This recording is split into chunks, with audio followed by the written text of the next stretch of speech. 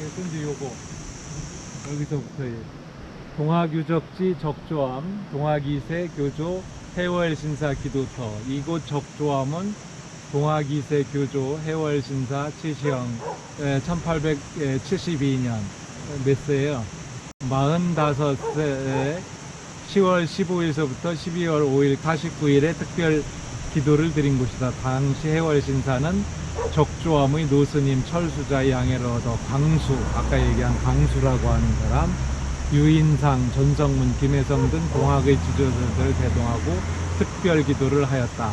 이 특별 기도는 이필제의 난으로부터 풍비박산이 된 동학 교문이 다시 일어나는 결정적인 계기가 되었다. 특히 특별 기도 이후 강원도, 정선과 영월, 충청도, 단양 등 삼남 일대로 교세를 넓혀 1894년 갑오동혁명을 일으키는 원동력을 이루었다. 그래서 여기가 뭐냐면 그 동학의 그 이제 저기 두 군데의 수련의 터인데, 동쪽은 여기 적조암이고 서쪽은 이제 우리 그 유튜브에도 올라가 있는 북가서밤이거든요. 그래서 북가서밤 그거를 보시면 될 테고, 오늘은 그래서 이 적조암을 보러 왔습니다. 그래서 적조암은 어디 있느냐, 여기 보이시는 것처럼 이 한백산이라고, 태백산 줄기에 있는 한백산 밑에 이제 이따가 저기도 보시겠지만은 정암사 위로 올라가서 한백산으로 올라가다가 보시게 되면 등산로라고 하는 표진말이 나오고, 여기서부터 이제 이 적조암이라고 쓴 데를 대서 여기서 1km로 올라가면 되거든요. 여기서 49일 동안 수련을 해가지고 그 사인여천이라고 하는 하나님으로부터 그런 그 글귀를 얻었다라고 하는 유명한 기도처입니다. 한번 여기를 한번 올라가 보시도록 하겠습니다.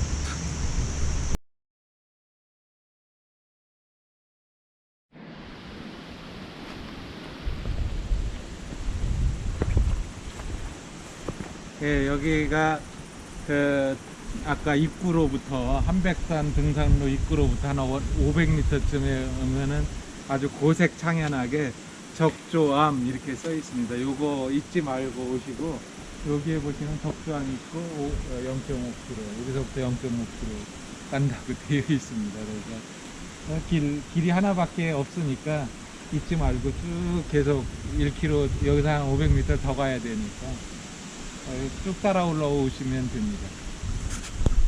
여기가 이 자리입니다. 동학유적지 적조암터, 천도교 제2세 교조 해월신사 독공처, 천도교 제2세 교조이신 두 번째 스승이신 해월신사가 독공 열심히 공부하신 곳. 그러니까 이제 여기서 이 뭐 참선 수련도 하시는 그런 거고, 도망만 다니신 게 아니라 접주들을 모아놓고서는 이제 여기서 수련도 하셨다라고 하는 거죠. 그러니까 이 양반들이 그 도인들이었기 때문에 이런 자리를 모아다 놓고 공부를 했다라고 하는 거고, 적조암은 이제 없어졌고, 이제 요 옆에 보면 이제 이게 아까 말한 정암사 말사이기 때문에, 그래서 이제 가건물 형태로다가 옆에 지어놓은 게 있어요. 저기 적조암이라고 하는 가건물이고, 그거는 이제 없어진 거고, 여기 이제 옆에 보시는 것처럼 이제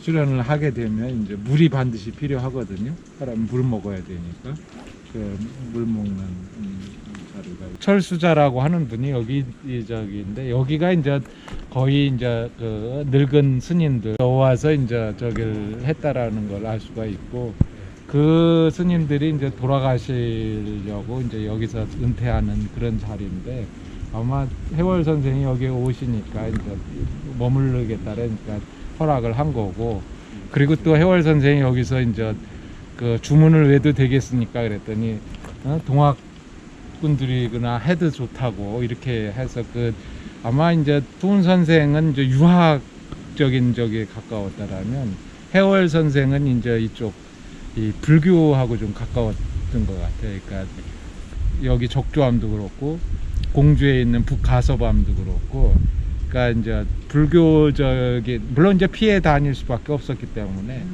이런 데고, 두 번째는 굉장히 그런 어떤 그 두 번째는 기운이 좋은 데가 아니었을까 저는 그런 추측을 해본다라는 거죠. 그러니까 아무 데서나 수련을 하시는 것이 아니라 이 태백산 자락에서 굉장히 여기가 뜻깊은 자리였다라고 하는 거고, 그리고 이제 여기서 1872년에 이제 일로 오시게 되거든요. 71년에는 1년 전에는 영월의 직동리라고 하는 데 있었고, 72년에는 여기에 있었고, 80년에는 인제 갑둔리라고 하는 데에서 저기를 그 동경대전 경진 조판을 마련하시거든요. 그러니까 1860년에 이제 수훈 선생이 처음 포교를 하기 시작해가지고 4월에 그 가르침을 한 지 20년 만에 저기를 하는 건데, 그 사이에 항상 해월 선생은 여기서 뭐죠, 이 보따리를 들고 다니셨다 그래요. 그게 이제 대선생주 문집이라고 하는 건데, 수훈 선생 일대기하고 수훈 선생님의 가르침한 동경대전 그 두 가지를 그 항상 가지고 다녔다 그래요. 그러니까 항상 피난 중에도 그 두 가지를 가르치겠고, 그게 이제 수훈 선생의 이제 필생의 업적이 되셨다라고 하는 거죠. 그러니까 이게 스승님의 그 가르침을 그대로다가 편찬해야 되겠다라고 하는, 그거는 어디에 나오는가 봤더니 그게 이제 용담유사라고 하는 책에 나오더라고요. 용담유사에 내 글을 출판하라고 그렇게 나오더라고요. 그래서 이게 용담유사에 나오는 것이구나 알 수가 있고, 그러니까 수훈 선생은 이제 여기서 주로 이제 활동을 하시다가 또 여기가 또 이제 알려지니까 또 이제 또 뭐 충청도로 또 넘어가시고, 그래서 이제 공주 지역에 또 활동하시고 뭐 보은도 가시고, 하여튼 이쪽 그 삼남 일대를 돌아다니시면서 엄청난 30년 동안 포교를 하셨다라고 하는 거거든요. 그래서 그 수훈 선생의 그런 인격적인 감화에 의해 가지고 이게 사실은 동학이 경주 일대에 그런 적이도 있었지만, 그 가르침도 훌륭했지만 그 해월 선생의, 최시영 선생의 그런 인격적인, 그러니까 모든 사람들을 포섭할 줄 아는 그런 능력도 있었고, 그런 것들 덕분에 이게 전국적인 종교로다가 발전하지 않았나. 그래서 여기가 제가 그전에도 와보고 싶어 했지만 오늘 여기 오게 됐다는 게 감격스러운 자리다. 여러분들이 오시게 될 때는 정암사 아주 중요한, 정암사는 이따가 그게 이제 그 부처님 진신사리를 모신 5대의 그 중요한 자리가 있는데, 그건 이따 가서 밥 먹고 나서 설명할 테고, 여기도 굉장히 중요한 자리다. 적조함, 고요하게 있다가 이제 그것을 비춘다, 사방을 비춘다라고 하는 그런 의미를 가지고 있는 그런 뜻이다. 여기까지 오셨으니까 왔으니까 주인한테 저런 해야지.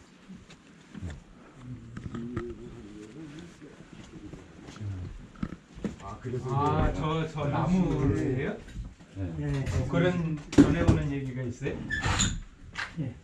잠깐 안에 들어가서 방송 저 뒤에 있으니까 계시네. 네. 그냥 예. 불 없죠. 전기도 없죠. 네. 네. 일로 오세요.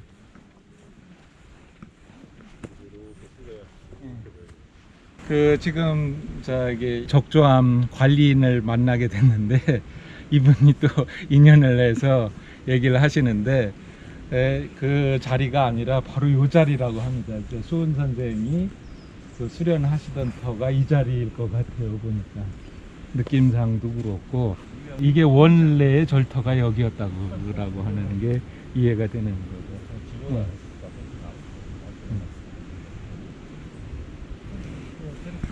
그러니까 나무들도 그렇고, 저 위치한 것도 그렇고, 이게 저쪽에 이렇게 뚝을 쌓아놓은 것도 그렇고, 여기가 사실은 맞는 거고, 뒤에 이제 부도탑도 있고, 여기가 이제 암자터가 맞는 것 같아요. 자장율사가 이제 이 정암사에 와요. 그 정암사에 와서 그 문수보살을 보려고 했는데, 그 문수사리를 보질 못해. 왜냐하면 그 당시 신라에 있다가 이쪽으로 쫓겨왔거든. 그런데 그때만 해도 굉장히 잘 나가던 지역이었기 때문에 그래서 이제 문수보살이 시험하려고 미친 사람으로 둔갑을 해가지고 이제 죽은 개를 안고 나타나니까 뭐 자장유사께서 내쳐버리거든요. 그랬더니 이제 그 자장유사께서 하시는 말이 너는 아직도 아상에 빠져 있구나. 그래가지고 이 자장유사가 문수보살을 이거 문수보살이구나 쫓아간 거야. 갔는데 문수보살은 사라지고 없어가지고 계속 쫓아가다가 여기서 뭐 헛발을 디뎌서 죽었다 뭐 이런 게 전설이 내려와요.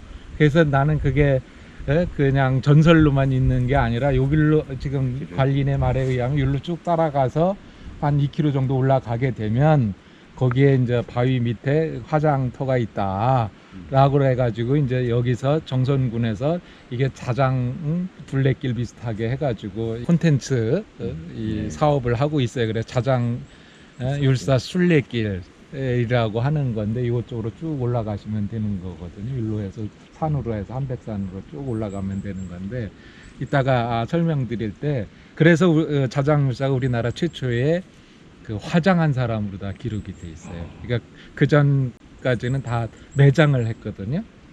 자장율사가 최초로 이제 시신이 떨어져 돌아가셨기 때문에 그래서 화장을 했다라고 하는 기록이에요. 아까는 세월 선생의 그 적조함을 보러 왔고 지금은 이제 이 5대 정멸보궁 중에 하나인 정암사를 찾아왔습니다. 그 5대 정멸보궁 중에 하나인 정암사 바로 그 적조함 밑에 있는데 한번 여기 보시겠어요? 정암사는 강원도 정선군 고안의 한백산에 있는 삼국시대 신라의 승려인 자장이 지은 사찰이다. 정암사는 이름의 유래에 대해서는 자장에 관련된 이야기가 전해진다. 자장은 당나라의 불교를 배우는 과정에서 산지성과 오대산에 이르러 산지성의 오대산이죠. 관은 아니고 산서성이에요. 이게 또 산서성인데 또 산시성이라 이 헛소리라 해서. 그리고 오대산은 뭐냐면 이게 뭐냐면 청량산이라는 산을 그러니까 그 화엄경하고 그쪽에 나타난 저기에 보면 인도 북쪽에 인도 그 동북쪽에 보면은 그 아까도 얘기한 것처럼 그 아주 청량한 산이 있고 거기에 불보살들이 있는 그런 산이 있다.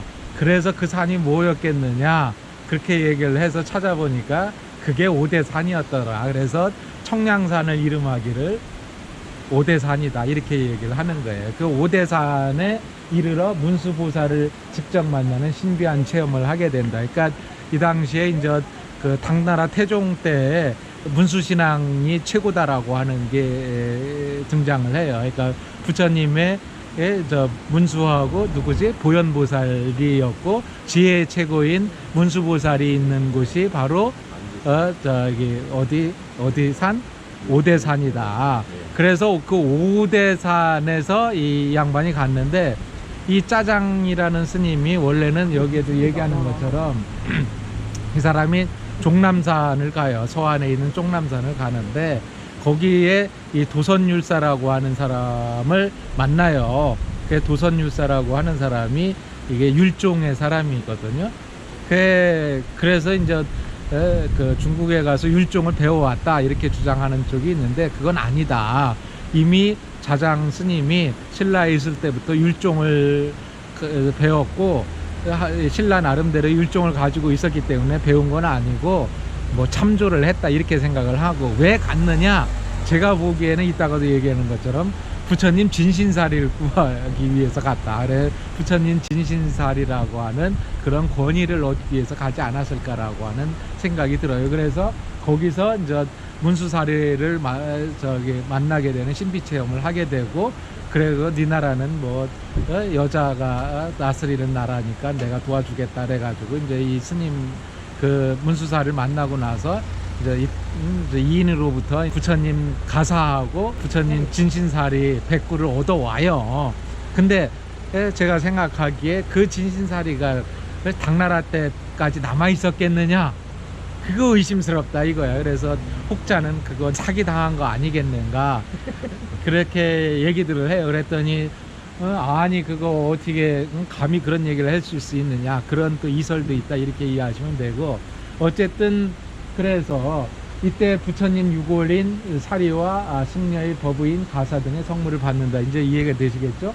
이후 선덕여왕의 요청으로 신라에 귀국하여 황룡사, 구충묵당과 통도사, 대화사 등을 지었다. 그러니까 그 당시 최고의 사체는 황룡사에 이제 그 진흥왕 때 황룡사가 지어졌고, 그때 이제 구충목탑을 지으면 뭐 9개 나라가 뭐 복종을 하게 된다, 이런 그 설화를 만들어내는 장본인이 이 자장 스님이에요. 그래서 이따가 보시게 되면 이 수만호 탑, 그것도 이제 이 탑하고 상관관계가 있어요. 그래서 이 스님이 뭐라고 선덕여왕 때 최고 깃발을 내세우는 거예요. 그래가지고 율종을 통해 가지고 신라를 장악을 해요. 왜? 율종이 뭐냐면 계율을 정하는 거고, 계율은 내가 정하는 거다라고 하는 식의 권력과도 굉장히 밀접한 상관관계가 있다라고 하는 거겠죠.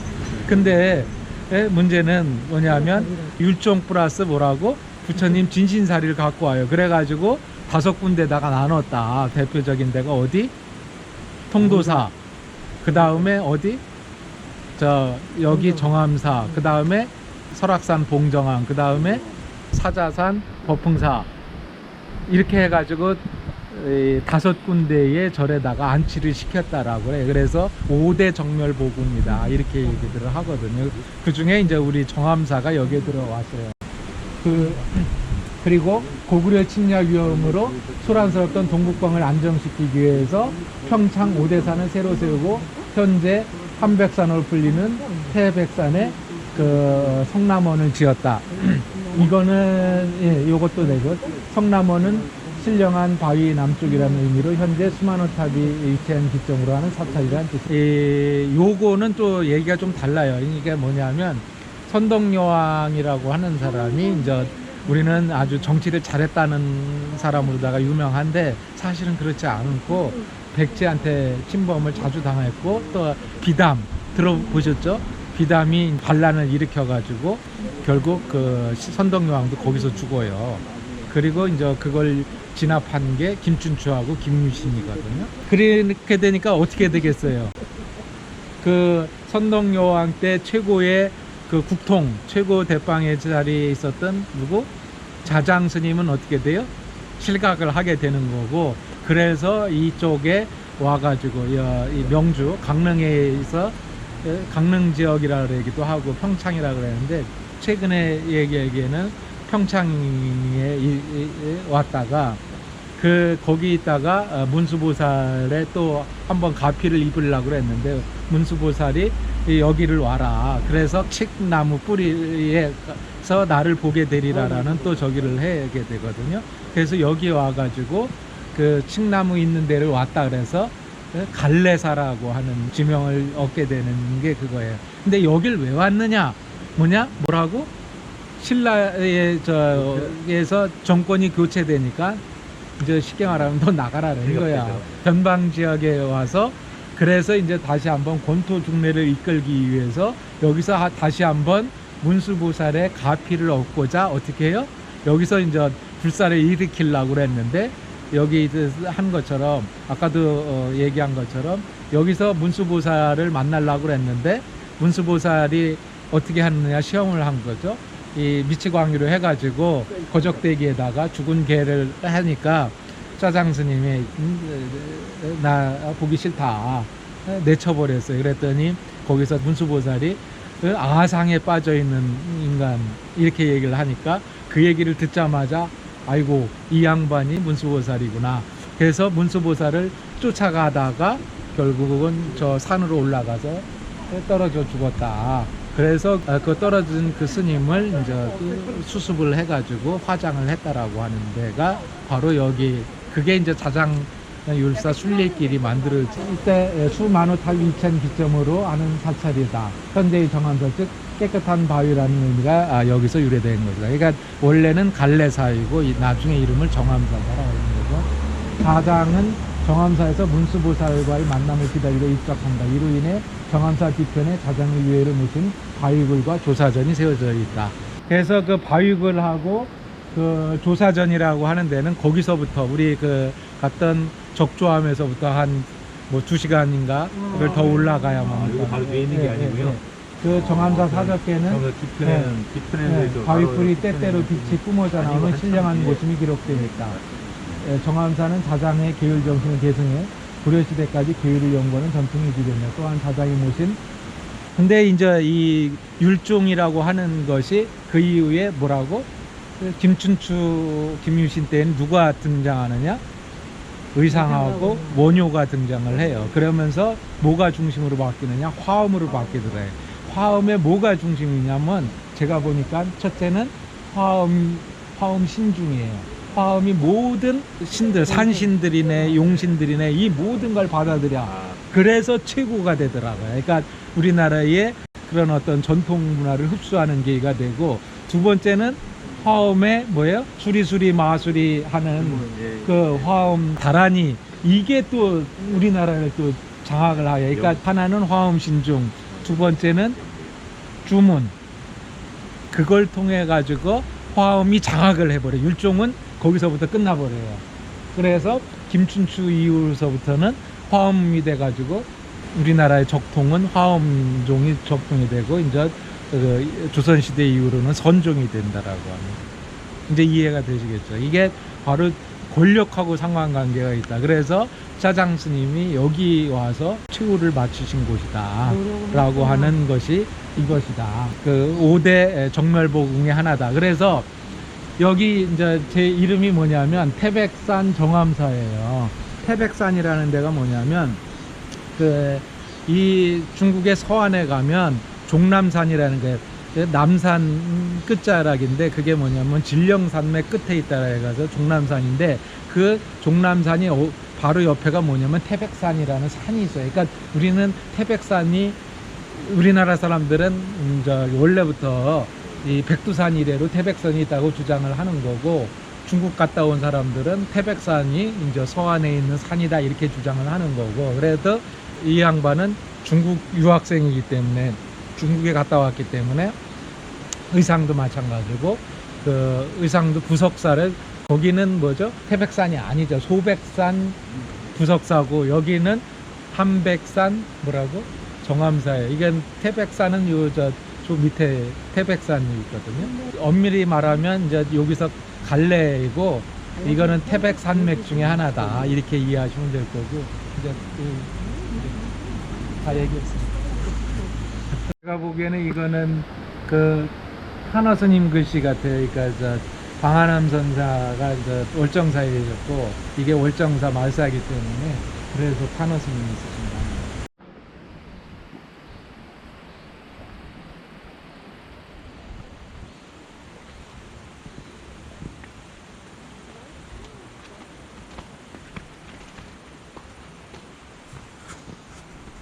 이 앞에 건물이 이게 정멸보궁이에요. 정멸 아까도 얘기한 것처럼 우리나라에 5대 정멸보궁이 있거든요. 근데 그 자장 스님이 이제 아까도 얘기한 것처럼 산서섬에 있는 오대산에서 문수보살을 만나는 신비 체험을 하게 되고 거기서부터 이제 100여과의 부처님 진신사리를 이제 5군데다가 나누었거든요.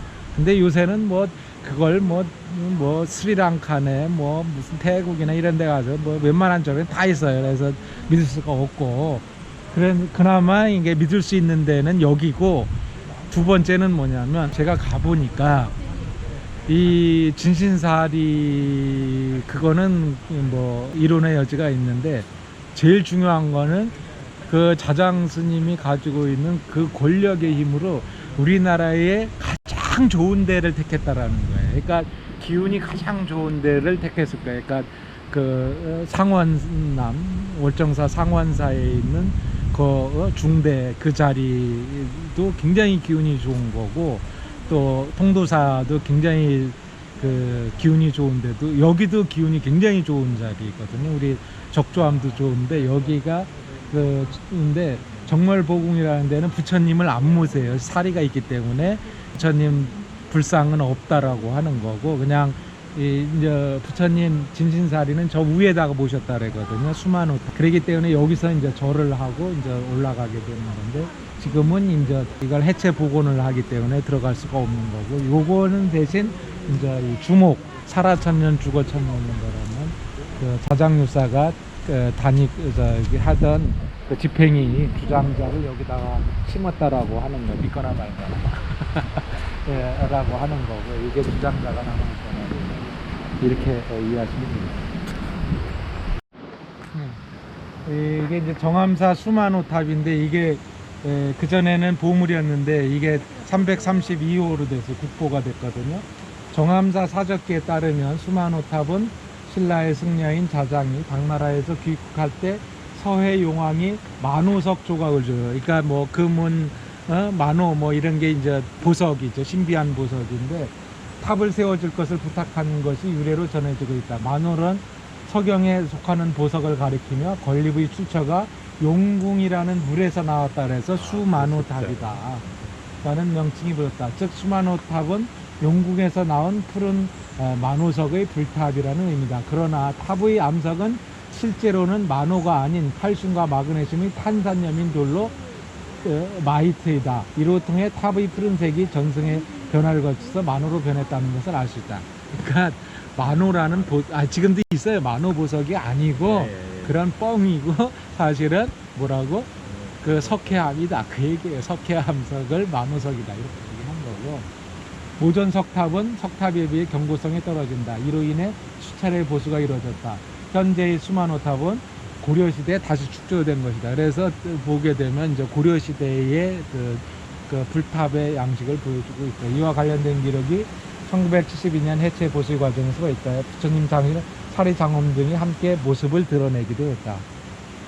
가짜는 아니다 이 얘기예요. 수만호탑은 7층에 이르는 9m, 너비는 3.04m가 모전석탑으로는 드물게 탑 정상의 금상윤부와 풍경이 거의 완벽하게 보존되어 있다. 이렇게 이해하시면은 이게 수만호탑이고, 그렇게 올라가는 게 이제 수만호탑 올라가는 게.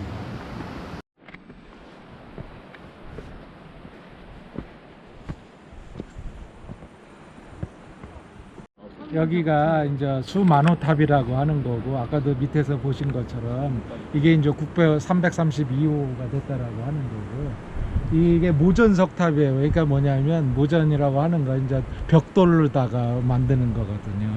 그러니까 우리나라는 그러니까 벽돌이 그 전까지는 없어. 그래서 중국에는 그러니까 다 벽돌로 지었는데, 우리나라의 벽돌로 되어 있는 건 대표적인 게 분황사 분황사 탑이고, 이게 이제 석회암을 깎아가지고서는 그래가지고 이 탑을 만드는 것이다. 그리고 이제 이 안에다가 이제 부처님 진신사리를 모셨다 그러는 거고, 다 풍경이 있게끔 만들어 놓고, 저 위에 탑 상륜에는 이제 그 라마 불교의 영향, 고려시대니까 원나라 영향으로다가 저게 이제 원나라 불교 양식을 택하고 있다. 그런 것을 얘기할 수 있고, 아까도 말한 것처럼 여기가 굉장히 기운이 좋아요. 그래가지고 여기 오시는 분들은 여기 앉아가지고 그 10분간만이라도 여기 가서 기운을 느끼시고 가면, 야, 이렇게 기운 좋은 데가 있는가라고 하는 느낌이 딱 들어오는 거고, 그리고 여기 보는 것처럼 연화문이에요. 그러니까 옛날에는 이런 데다 절하지 않고 대체로 이렇게 해가지고, 여기 이렇게 해가지고 이렇게 절했거든요. 그래가지고 여기가 저희 몽개지도로 이렇게 이렇게 하는 곳이다. 이렇게 이해하시면 되고, 그래서 이 안에다가 부처님 진신사리를 모시고, 저 절은 저 밑에 정멸보궁에서 했다. 이렇게. 그게 아까 해체된 정멸보궁이 이 자리다. 그래서 여러분들이 부처님 진신사리다, 그것도 필요 없어. 부처님 뭐라고? 나를 보지 말고 법을 믿고 자기 자신을 믿으다라는 거고, 여와서 부처님한테 절을 하는 것도 중요하죠. 여 하나 가서 10분간만 뭐라고? 앉아서 명상을 해보라. 그래서 저는 항상 얘기를 해요. 그러니까 여기 가서 다른 데 가서 명상하지 말고 여 와서 여기가 명상 자리다. 그래서 중요한 것이다. 이렇게 말씀드릴 수 있겠습니다.